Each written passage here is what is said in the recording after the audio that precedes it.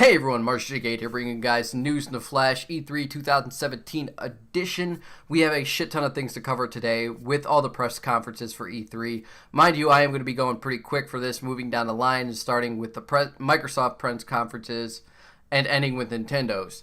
And I'll just be talking about anything interesting I saw, and I'll give you guys some of my thoughts and opinions on each of the conferences that I watched. I won't be sharing every single game with you guys simply because this video would be hours long if I did. But with that being said, let's get into it. Microsoft has revealed that they are making their original Xbox games backward compatible with the Xbox One family. And they also revealed the Xbox One Scorpio's project official name as Xbox One X. And the price tag has also been dropped for it as well at $499. The specs have pretty much stayed the same as before, with it being 12 gigabytes of GDDR5 RAM, 32 gigabytes of memory with a vapor cooling chamber, and Phil Spencer even called it the smallest Xbox ever. They've also announced something weird with it though. They announced that the Xbox One accessories would be able to be used with the Xbox One X, like it was some sort of perk or bonus. You better be releasing a console that's an upgrade to your old console that can use your fucking old console gear. You're going to piss a lot of people off if they can't. Anyways, to me, it's a bit of a steep price at $500. I understand that it makes up for the power of the console, but honestly, power means nothing if you don't have the games to back it up. And Xbox E3 lineup, in my opinion, wasn't nearly as strong as it should have been to hype people up into going out and buying this thing. But don't get it mixed up. Even though I don't think the lineup was strong enough for people to just charge out and buy the new console, I do think they had a decent lineup. They revealed Metro Exodus. I really enjoyed Last Light, so I'm really eager to see what's going to come out of this one. They revealed the new gameplay trailer for Assassin's Creed Origin, which graphically looks great. Gameplay-wise, though, it's alright. They also announced Minecraft will be getting a new 4K update along with cross-platform between mobile, PC, and Nintendo Switch. Yeah, Sony, however, I guess missed the phone call for that one and still hasn't gotten on board with it. They also announced Life is Strange Before the Storm with a new trailer, and it has been confirmed to be a prequel to the first game with Chloe being the main character. I gotta talk about this.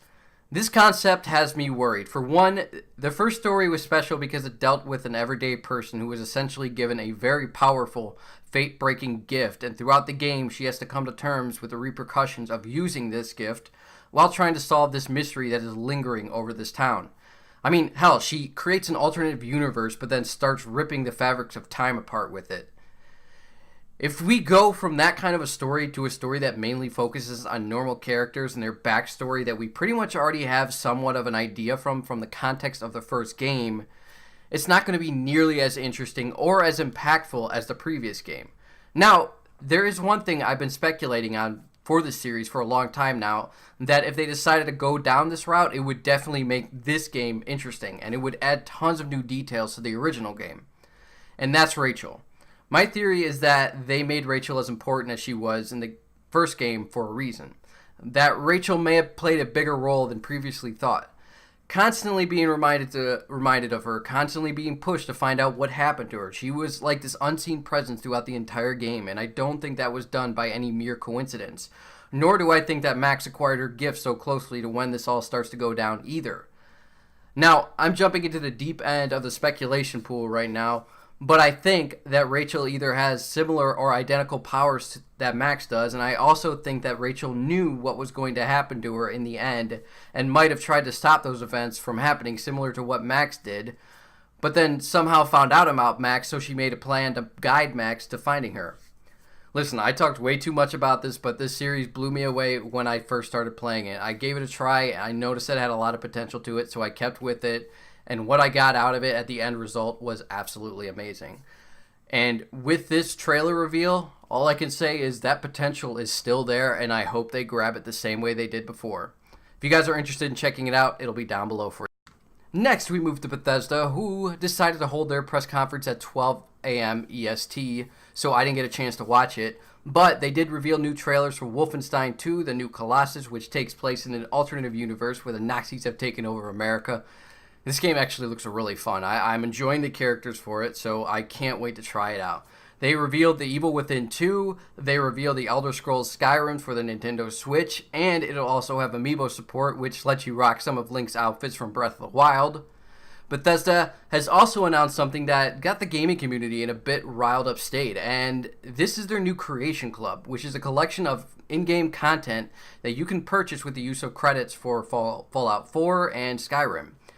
And this is going to be available for PS4, Xbox One, and PC. Now, where people are getting pissed off is the fact that third-party creators can actually sell their mods through the Creation Club. They fear, and with good reasoning, that people will try and abuse this system and sell other people's mods. Steam originally tried this last year, and they went with a more of an unfiltered version of it, and what ended up happening was exactly what everybody thought was going to happen. Scammers came in and tried to profit off other creators' mods. Now, the difference is that Bethesda is going to be more involved with those who are actually allowed to join as creators. You actually have to apply to be a creator, and Bethesda has made assurances that they won't allow existing mods to be retrofitted into Creation Club. Long story short, if this works, I'm all for it. I'd love to have new reason to go and play Fallout 4 again. I'd love to have new content in there for me to enjoy. Next, we move to Ubisoft, who announced a couple of interesting things. They revealed the new gameplay trailer for Far Cry 5, which actually won a lot of my interest. Like, I still have my concerns about the game, but I can't lie, it looks fun as hell. They also revealed South Park: The Fractured Butthole, and its release date, which is October 17th. And they announced this new awesome pirate game called Skull and Bones, which basically uses the same engine as Assassin's Creed 4 Black Flag, only it seems to be focused morely on ship combat, if at all. And to close things off, they also announced Beyond Good and Evil 2. And I know a lot of people were really excited about that. I know the developers themselves were really excited about that. They got on stage and they got a bit teary-eyed over it. And I thought that was great. I thought Ubisoft's presentation in general was great. They did what they had to do. They showed off their games. They let the developers talk a little bit about it, and then they moved on to the next one.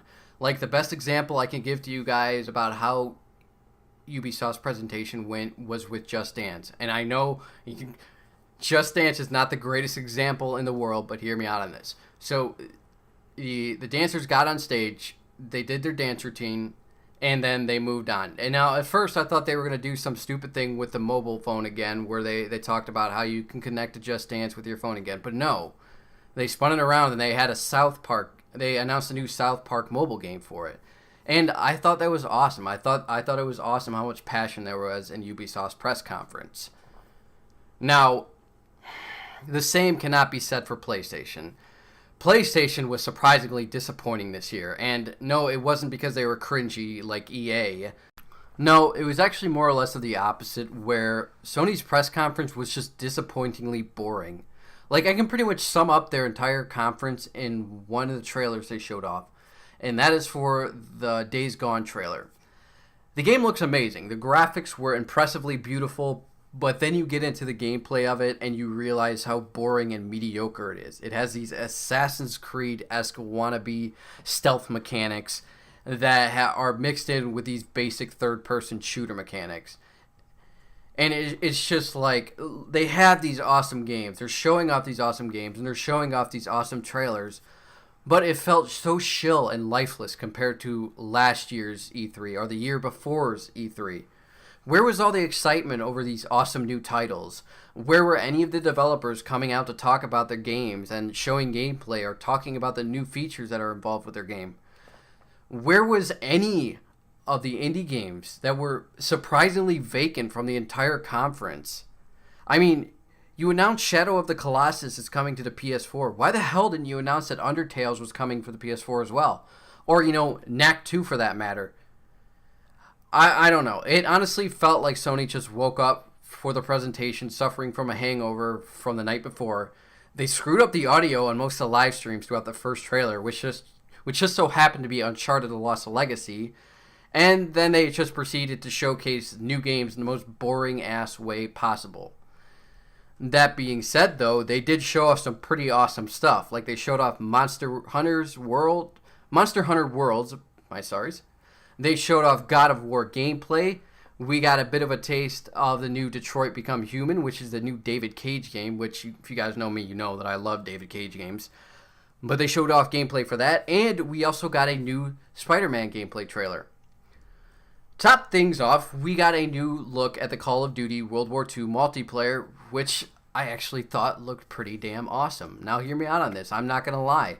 I originally thought that they were showing off a new gameplay trailer, which, ties in with my whole thing about, them not sending developers out to talk about the game. But no, what we were watching was actually multiplayer, and what I saw really, really caught my interest. So I'm looking forward to seeing more of that. And finally, we get into Nintendo, who clearly, for the second year in a row, takes home the E3 crown of the year as they announce the expansion for Legend of Zelda Breath of the Wild. The first one called Master Trials, which is set to be released on June 30th. The second one is the Champion's Ballad, which is supposed to come out, I think, around the holiday. They released a new gameplay trailer for Super Mario Odyssey, which was pretty transformative, if I have to say so. They also announced that it's coming out this year on October 27th, so that's pretty awesome. They announced not one, but 2 Metroid games, including Metroid Prime 4, for all of those who have been fucking waiting. I know there's a lot of you. They also announced Metroid Samus Returns for the 3DS, which is a remake of Metroid 2, and is set to be released on September 15th. There was also a ton of other games that were announced, like Xenoblade Chronicles 2, Fire Emblem Warriors, a new Kirby game is in the works, a new Yoshi game is in the works, and Game Freak has confirmed they are working on a core RPG Pokemon game for the Nintendo Switch, which I am absolutely thrilled about. Thank you guys for joining me. I'm sorry, no music news for this one, but I promise you that the next one that I post, I will double up on the music news for you guys. So stay tuned for that. Leave a like if you enjoyed the video, dislike if you didn't, subscribe if you want more, and I will see you all in the next one. Mars out.